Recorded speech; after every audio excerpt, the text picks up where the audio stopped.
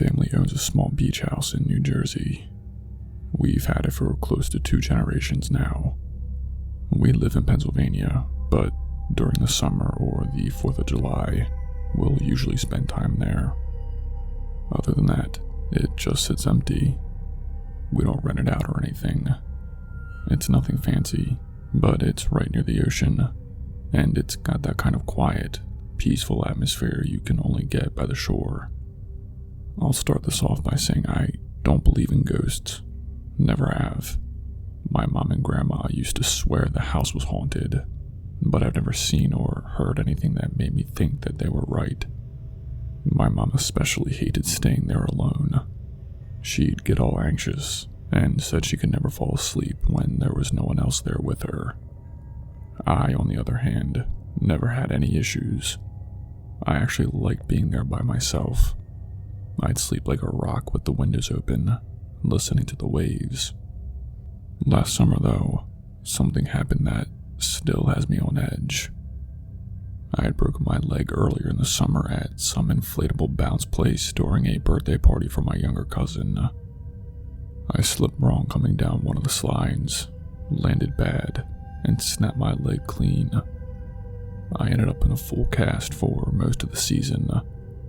I picked ocean blue for the color, just to keep the beach vibes, I guess. That July, I decided to head down to the beach house a day early. My parents were coming the next morning, but I wanted a night to myself. I packed up my stuff, drove down, got there around 6, made some dinner, and put on a movie. Pretty normal night. I did hear a few creaks and pops from the house, but that's old beach houses for you. They make noises. I finished the movie around 10, locked up everything like I always do, and went to bed.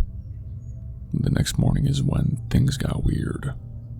I woke up, stretched out, and looked down at my cast like I always did, mostly to check for any new scratches or smudges. But this time, I saw something I knew wasn't there the night before. Written in black Sharpie, right on the top of the cast, was the name Ralphie. Underneath it was a little heart and a seashell drawn next to it. I just froze. I stared at it for a long time. The handwriting was not mine. I hadn't let anyone sign my cast yet, and I knew, 100% knew, that it was blank when I went to bed. I looked around the room, confused. Then I remembered locking the doors and windows. Every one of them. I checked them again. All still locked. No signs of anything being broken. Nothing moved, and nothing was missing. Then I walked into the kitchen. Sitting there on the table was a black Sharpie, cap off, just sitting there like it had been used and set down. That really freaked me out. I lived with my parents. None of us had been down there for a couple of weeks. I had packed all my stuff myself, and I don't carry Sharpies. There was no reason for it to be there. When my parents arrived later that morning, I showed them my cast. My mom's face went pale. She immediately started going on about how it had to be a spirit or a ghost. I still don't buy that. I think someone, a real person, came into the house while I was sleeping, wrote on my cast, left a marker behind, and somehow did it without leaving a single sign of forced entry. But that makes it worse in my opinion. Someone got inside, was close enough to touch me, and I never woke up from it. And I have no idea who Ralphie is. I've never known anyone with that name. Not in school, not in my neighborhood, not through any of my parents' friends. Nobody. Since then, I won't stay in the beach house alone. I don't care how nice the view is or how peaceful it sounds. I still think about waking up with that writing on me, that someone was standing right there next to me, and I had no idea. Whoever Ralphie is, I don't want to find out what else he's capable of.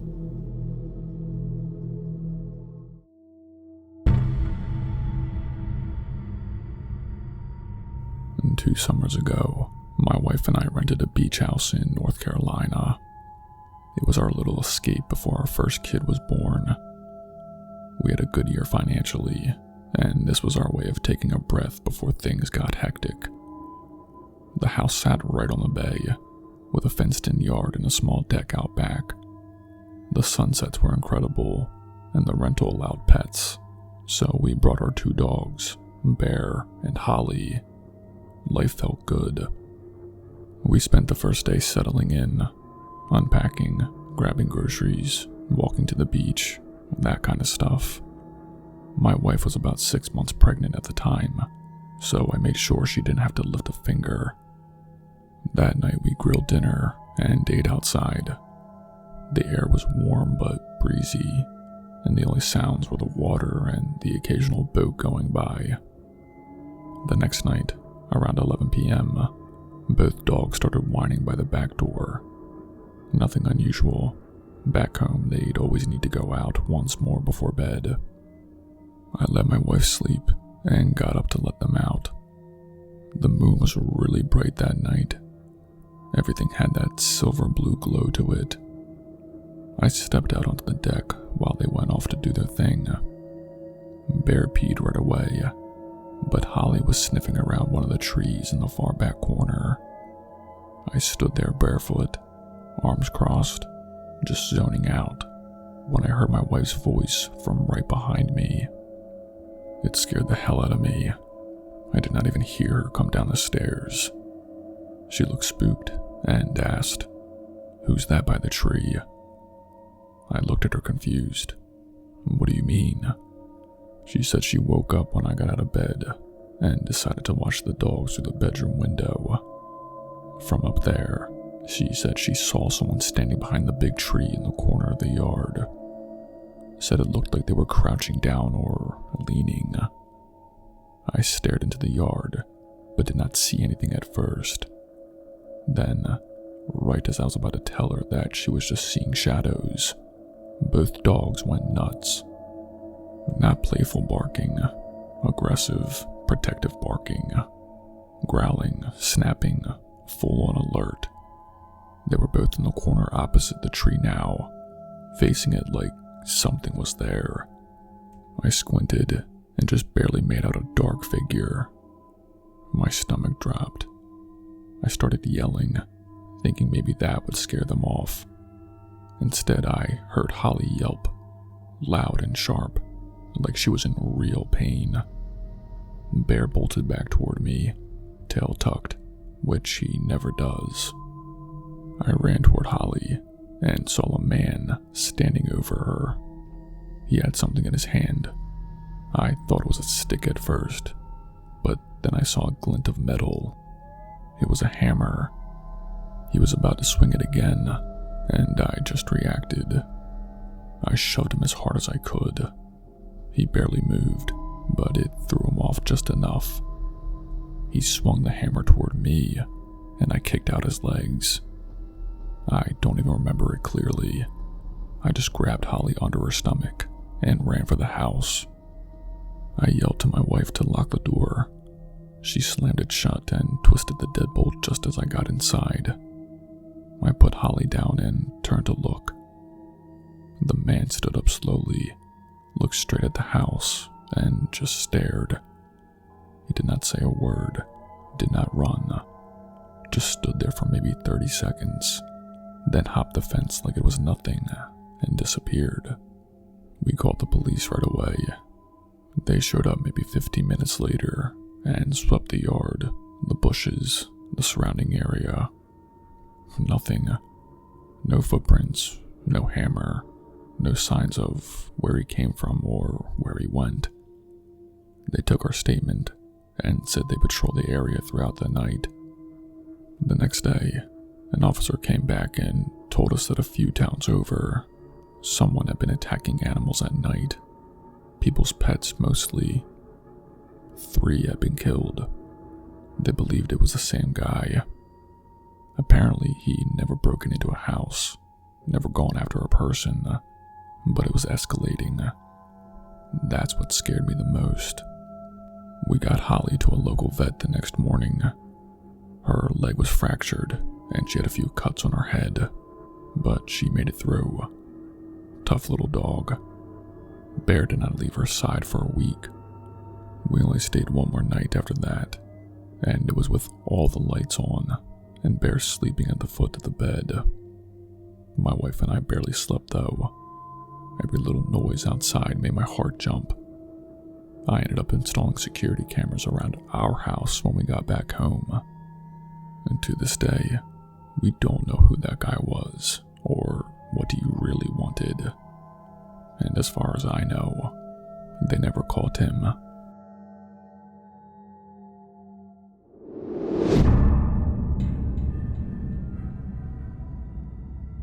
Throughout my whole life, I've struggled with depression and mental illness. I'm not telling you this for sympathy, I just think it's important context. My parents are very well off and own a beach house in Myrtle Beach. It's always been my getaway place. When things get heavy mentally, my therapist actually recommended I spend more time there alone, just to reset. It helps, it really does. Especially the mornings, coffee in hand, watching the ocean crash onto the shore. Everything's still and quiet. It gave me something to hold on to. A few summers ago, I was going through a rough patch. My thoughts were louder than usual, and my anxiety felt constant. I decided to spend a weekend at the beach house alone. Just me, my books, clean food, meditation, whatever it took to quiet things down. I got there Friday afternoon, did some light cleaning, unpacked, and took a walk on the beach. That night was uneventful. I actually felt somewhat okay. Saturday morning, I did my usual. Coffee on the back porch, breathing exercises, and some journaling. I started reading a self-help book around 1 p.m., just stretching out in the living room couch. That's when I heard footsteps. Not from outside, but inside. They sounded like they were coming from the kitchen. Soft but deliberate. I froze and just listened. The beach house is mostly open concept, so I had a direct view into most of the kitchen, but not the small corner where the fridge and back door are. I stood up and walked in, and nothing.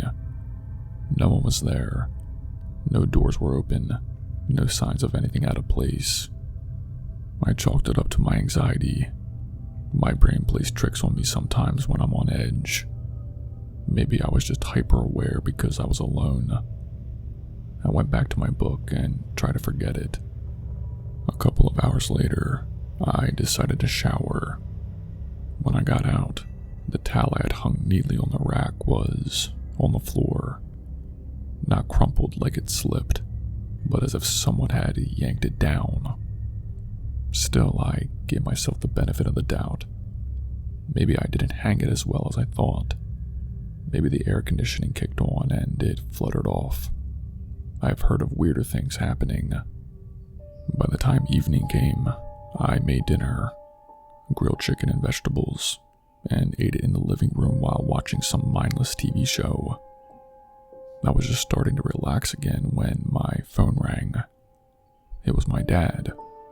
He did not waste time with small talk. The first thing he said was, "Who do you have over at the house with you?" I laughed, thinking he was joking.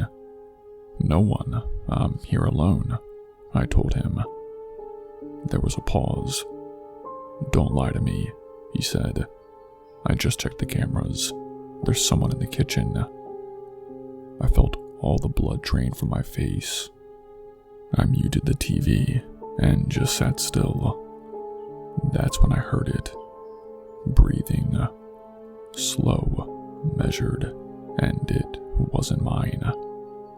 It was coming from just beyond the kitchen wall, right where I couldn't see.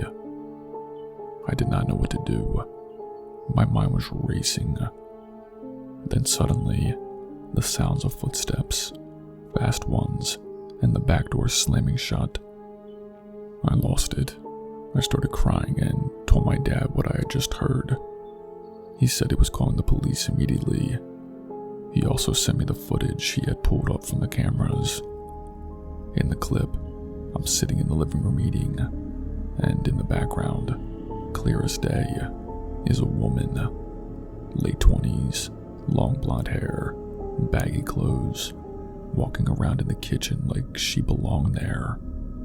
I swear to you, I have no idea who she was. Never seen her before in my life. The police came about 30 minutes later and searched the house, but she was long gone by then. And here's the part that still makes my stomach turn. My dad had reviewed all the footage from earlier in the day. There was nothing. No sign of her entering the house, no doors opening, nothing on the cameras until that one moment when I was eating dinner. I think about the footsteps I heard earlier. The towel. It had to have been her, right? But how long was she in the house before I even noticed? There's a crawl space upstairs I never use. A small attic entrance in the hallway that barely fits a person. The police checked it and found signs that someone had been up there recently. Dust disturbed, a plastic water bottle, and an old blanket. I left that night, drove all the way home shaking. I've been trying to get better ever since, but that incident added a whole new layer to my anxiety. The thought of someone watching me, hiding in my own space while I try to heal, makes my skin crawl.